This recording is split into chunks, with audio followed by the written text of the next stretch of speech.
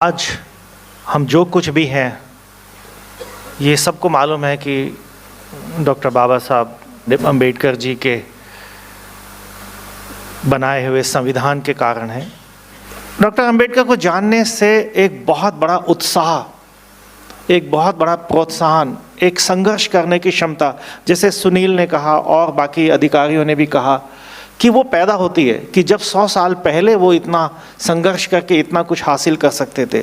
उन्होंने दो विषयों में अलग अलग यूनिवर्सिटी से पीएचडी की। खाली नाम ले देने से नहीं बात बनती है, उनको जानना बहुत ज़रूरी है, तभी हम उनका अनुसरण कर सकते हैं। जिसमें सभी बिजनेसमैन साथ आए। मान लीजिए कि मुझे कोई चीज़ खरीदनी है तो मैं 4 दुकानों पे जा रहा हूँ, वही चीज़ मुझे अगर कोई रैगर भाई सही दाम पे दे रहा है और अच्छी क्वालिटी में दे रहा है और मुझे उस पर विश्वास भी है, तो मैं वहाँ से क्यों ना लूँ। एक दूसरे की मदद करना बिजनेस के अंदर।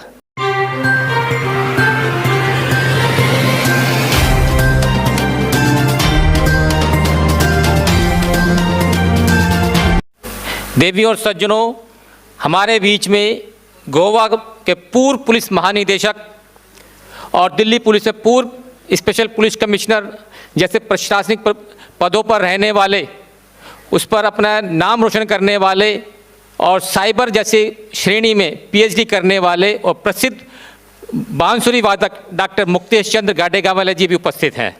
हम उनसे भी अनुरोध करते हैं वे कृपया आएँ और इस समाज का मार्गदर्शन करें। डॉक्टर मुक्तेश चंद्र गाडेगावाले जी।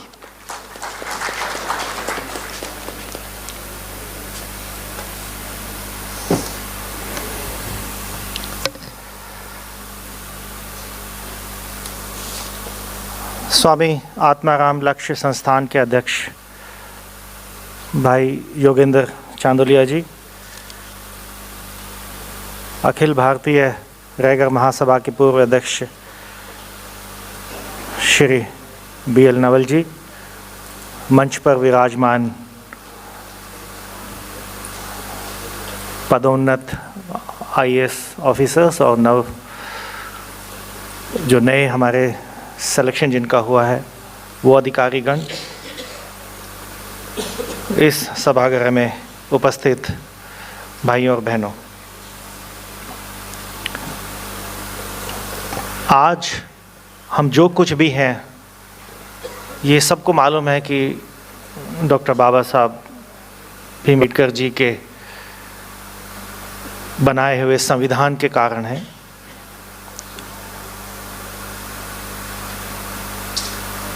लेकिन मैंने अपने अनुभव में ये देखा है कि डॉक्टर अम्बेडकर के बारे में हम बहुत लोग बातें करते हैं और उनकी जो 3 बातें, शिक्षित बनो,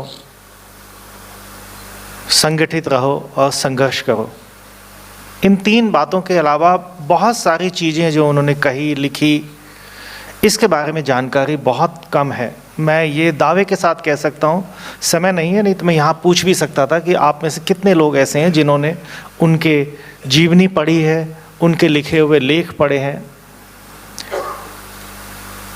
मेरा आप सबसे अनुरोध है कि उनकी ज़िंदगी के ऊपर एक बहुत अच्छी फिल्म बनी है, 3 घंटे की पिक्चर है। अगर किसी ने नहीं देखी है, YouTube पे मौजूद है, वो ज़रूर देखिए, अपने बच्चों को दिखाइए और जो उनके लिखे हुए लेख हैं उनको पढ़िए। 2 सबसे इम्पॉर्टेंट लेख उन्होंने लिखे थे। वेटिंग फॉर वीज़ा, वीज़ा के लिए इंतज़ार। हाथ खड़ा कीजिए कितने लोगों ने वो पढ़ा है, प्लीज़। देखिए, हम दिल्ली में मौजूद हैं और सिर्फ 4-5 हाथ खड़े हुए हैं। दूसरी उन्होंने बहुत इंपॉर्टेंट लेख लिखा था, एनहाइलेशन ऑफ कास्ट, कास्ट का खात्मा। जब तक हम डॉक्टर बाबा साहब अम्बेडकर को जानेंगे नहीं, उनके लेखों को समझेंगे नहीं, उनकी कॉन्स्टिट्यूएंट असेंबलीज में जो डिबेट्स थी उनके बारे में जानकारी हासिल नहीं करेंगे, तो मैं नहीं समझता कि उनको सच्ची श्रद्धांजलि दे पाएंगे या उनके बताए हुए मार्ग को अनुसरण हम कर पाएंगे। वो इतने दूरदर्शी थे, जो आने वाले समाज के बारे में जो उन्होंने रचनाएं की थी। कितने लोग जानते हैं कि रिजर्व बैंक ऑफ इंडिया का गठन डॉक्टर अंबेडकर की सिफारिश पे किया गया था, उनके बनाए, जो महिलाओं के प्रति सामाजिक न्याय मिलना चाहिए उसके बारे में डॉक्टर अंबेडकर ने बहुत काम किया था। ऐसे मैं 50 काम गिनवा सकता हूं जो आज हो रहे हैं, जिनके बारे में डॉक्टर अंबेडकर ने कहा था कि ये होने चाहिए। एनीवे, इसको विषय को मैं यहीं समाप्त करूंगा। डॉक्टर अंबेडकर को जानने से एक बहुत बड़ा उत्साह, एक बहुत बड़ा प्रोत्साहन, एक संघर्ष करने की क्षमता, जैसे सुनील ने कहा और बाकी अधिकारियों ने भी कहा कि वो पैदा होती है कि जब 100 साल पहले वो इतना संघर्ष करके इतना कुछ हासिल कर सकते थे।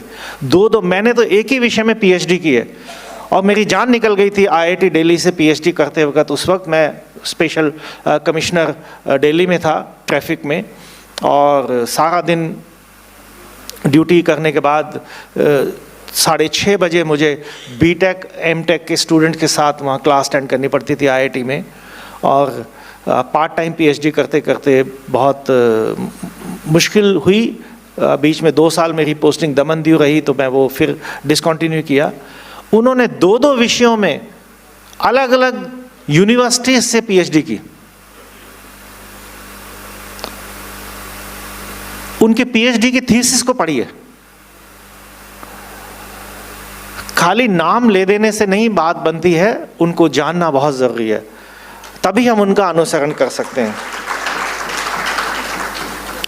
दूसरी बात, जो एक हमारा अखिल भारतीय सम्मेलन हुआ था, योगेंद्र भाई को मालूम है, उसमें ये बात आई थी। उस विषय में बहुत काम हुआ है कि शिक्षा के क्षेत्र में हमारे जो प्रतिभावान छात्र छात्राएं हैं उनको प्रोत्साहन दिया जाए, उनको सहायता दी जाए।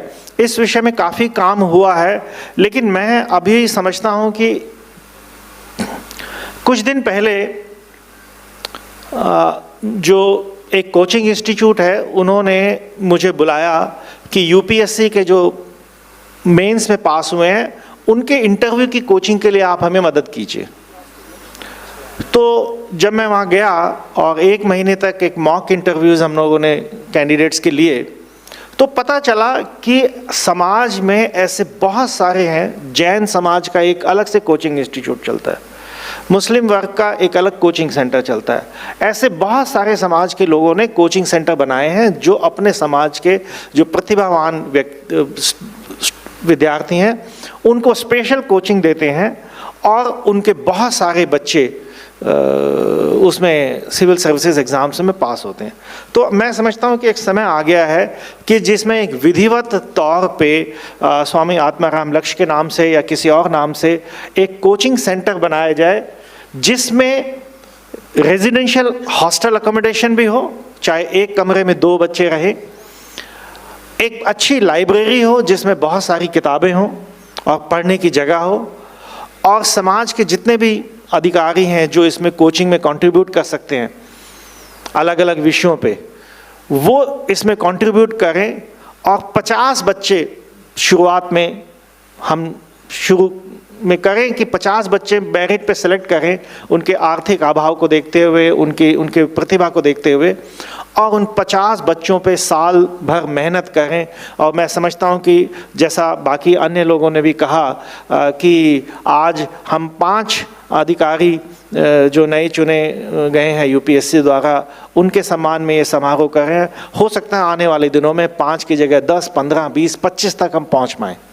तो भाई योगेंद्र, आपसे अनुरोध है कि आप इसको शुरू कीजिए। आपने सामाजिक क्षेत्र में और शिक्षा के क्षेत्र में और सहायता के लिए बहुत सारे काम किए हैं।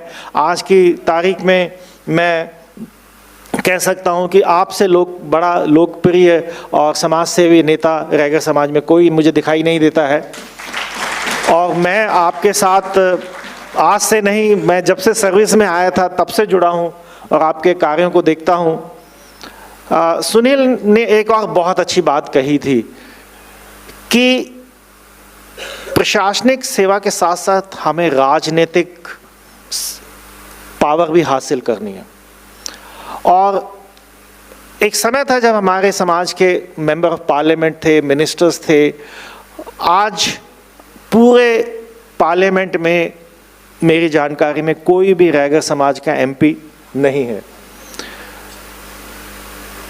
अगर पॉलिटिकल पार्टी छोड़ दीजिए, किसी भी पार्टी से हो, हमारे समाज के लोग हमारे कैंडिडेट्स को चुनकर पार्लियामेंट में भेजें।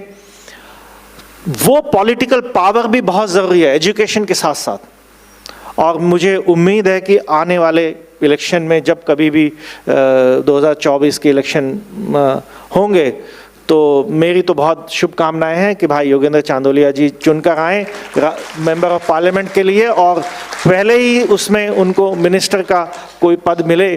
और उस सब के लिए भी हम पूरे समाज को इसमें सहयोग करना पड़ेगा। दिल्ली, राजस्थान और हमारे उत्तर प्रदेश, हरियाणा, यूपी, पंजाब, इवन गुजरात तक जो रैगर भाई हमारे हैं, उन सबको मिलकर इस बात के लिए प्रयास करना पड़ेगा कि राजनीतिक सत्ता भी हमें मिलनी चाहिए। जो रिप्रेजेंटेशन हमारे पॉपुलेशन के हिसाब से है, वैसा रिप्रेजेंटेशन हमारा नहीं है। एक और चीज होती है आर्थिक पावर, इकोनॉमिक पावर। हमारे बहुत सारे रैगर भाई अलग अलग किस्म के व्यवसाय चलाते हैं। उनकी कोई एक कमेटी, कोई उनका चैम्बर ऑफ कॉमर्स नहीं है। एक दलित चैम्बर ऑफ कॉमर्स के बारे में मैंने सुना है, जो पूरे SC ST को लेके चलता है।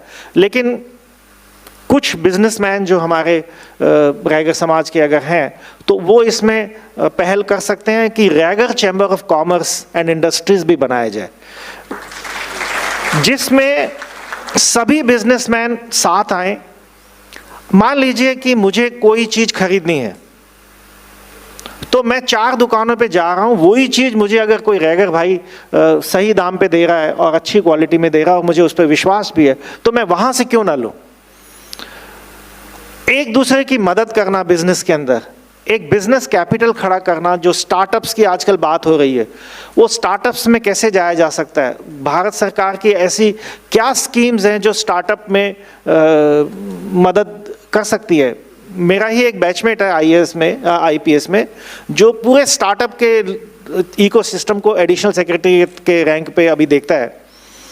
तो ऐसे अगर हम Raigar chamber of commerce and industries बनाएं और उसमें स्टार्टअप्स के लिए भी एक आइडियाज़ दें, तो मैं समझता हूं कि पॉलिटिकल पावर, प्रशासनिक पावर, इसके अलावा जो इकोनॉमिक पावर है, जो वो भी हमारे हाथ में आनी चाहिए।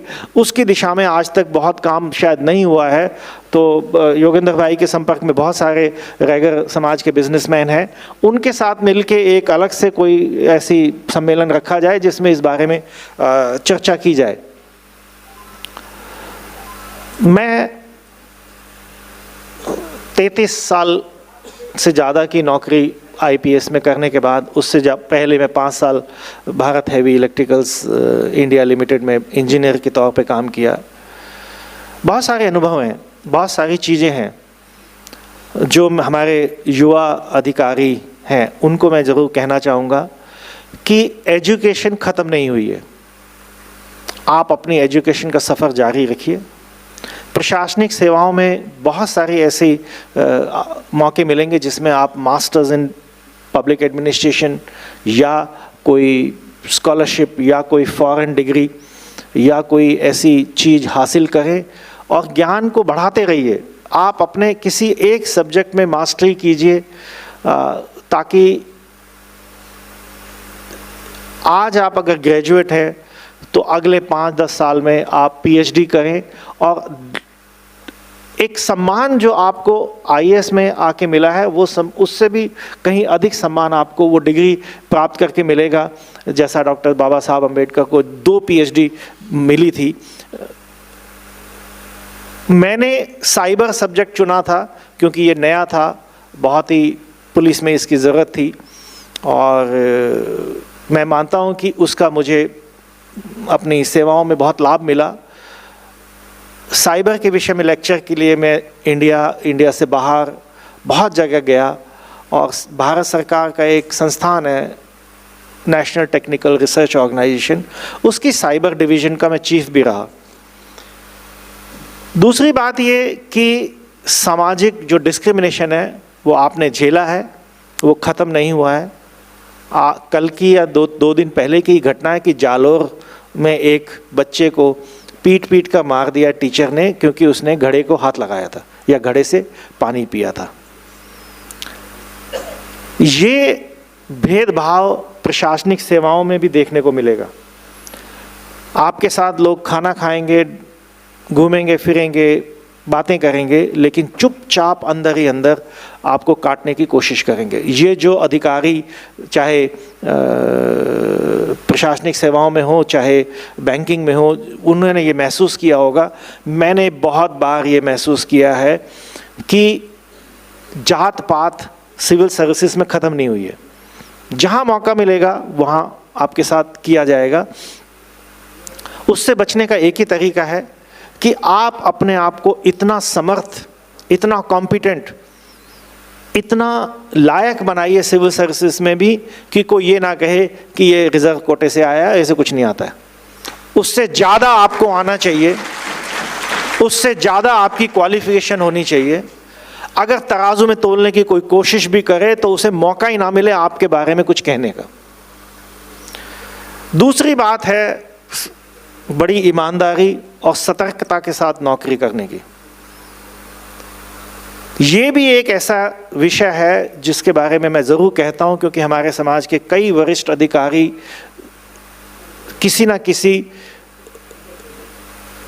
फालतू किस्म की इंक्वायरी में उनको उलझा दिया गया, उनका प्रमोशन नहीं किया गया और बाद में वो उनको रिटायरमेंट तक में तकलीफ़ हुई।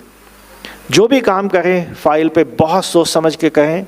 कोई किसी पॉलिटिकल प्रेशर, किसी सीनियर अधिकारी के प्रेशर में ना आए। जो कानून के हिसाब से है, जो लॉ के हिसाब से है, जो प्रोसीजर के हिसाब से है, वही करें। तीसरी बात, आपका जो दायित्व समाज के प्रति है वो सिविल सर्विसेज में भी है। आप ही के मातहत बहुत सारे लोग होंगे जो रिजर्व कैटेगरी से आते होंगे, जो डिस्क्रिमिनेशन झेल रहे होंगे। जो भी न्याय सम्मत उचित उनकी मदद हो सकती है वो करते रहिए। जहां आपको मौका मिले उन्हें प्रोत्साहित कीजिए। जो गिव बैक टू सोसाइटी है, वापस समाज को जो देना है, वो आज ही से शुरू कीजिए। रिटायरमेंट तक वेट मत कीजिए कि रिटायरमेंट के बाद मैं समाज को जो कुछ है मैं अपना ऋण अदा करूँगा। जहाँ भी हैं आप देखेंगे शोषित लोग, सताए हुए लोग, गरीब लोग आपको हर जगह मिलेंगे, अपने समाज के लोग भी मिलेंगे। सबकी जहाँ तक हो सकता है उतनी मदद कीजिए। और ये संघर्ष पहले भी जारी था, आज भी जारी है, और मैं समझता हूँ आने वाले 10, 20, 50 साल तक और जारी रहेगा, जब तक कि इस देश से छुआछूत बिल्कुल ख़त्म नहीं हो जाती। तो मेरी बहुत बहुत शुभकामनाएं नए अधिकारियों को, और स्वामी आत्माराम लक्ष्य और अन्य सभी लोगों को बहुत बहुत बधाई इस कार्यक्रम को आयोजित करने के लिए। Thank you.